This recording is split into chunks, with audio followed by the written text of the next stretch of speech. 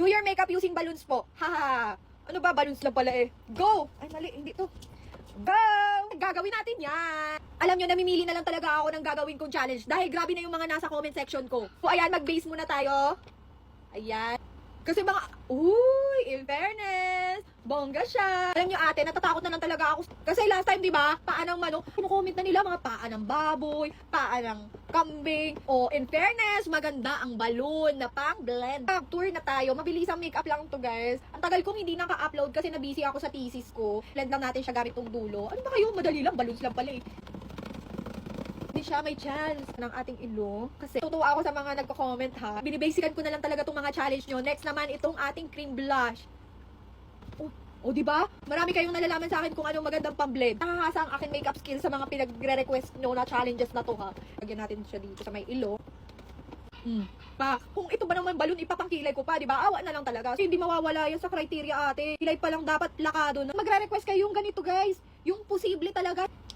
Kaba ating concealer. Yan, ilagay lang natin siya dyan. Tapos dito sa baba. Limutan yung kilay natin, di ba? Saka natin siya i-blend.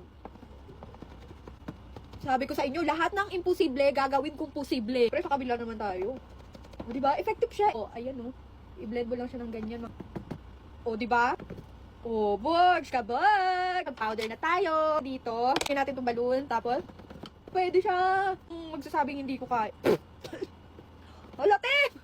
Ba't mo kasi binuhos? Powder blush. Ganyan natin yan. Tapos sabay, diba? Kung malakasan din tong blush on na to. Kaya worth it talaga to kahit gaano kamahal to. Kasi kahit anong pang-blend dito, pang-brush, gamitin mo to. Pigmented, ate ko. Hair contour.